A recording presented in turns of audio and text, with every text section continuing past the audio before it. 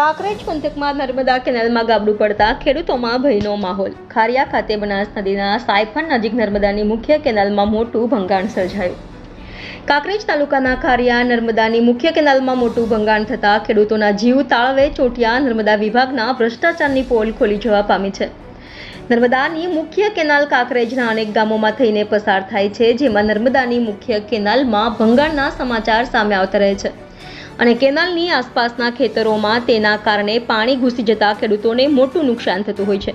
ત્યારે ખારિયા ખાતેની નર્મદાની મુખ્ય કેનાલમાં મોટું ભંગાણ સર્જાયું છે। નર્મદા વિભાગ દ્વારા સત્વરે આ ખાડાનું પુરાણ કરી યોગ્ય સમારકામ હાથ ધરવામાં આવે તેવી ખેડૂતો માંગ કરી રહ્યા છે।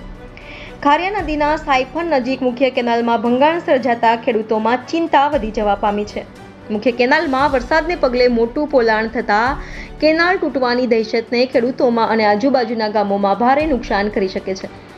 જો મુખ્ય કેનાલમાં પાણીનો પ્રવાહ વધે અને કેનાલ તૂટે તો ખેડૂતોના ખેતરો જળબંબાકાર જેવી પરિસ્થિતિ નિર્માણ પામી શકે છે, જેને લઈને ખેડૂતોમાં ચિંતા જોવા મળી છે। કેનાલ નજીક રહેતા સ્થાનિક ખેડૂતોએ જણાવ્યું હતું કે મુખ્ય કેનાલમાં મોટું ગાબડું પડેલ છે, જેનું તાત્કાલિક સમારકામ કરવામાં આવે એવી માંગ છે।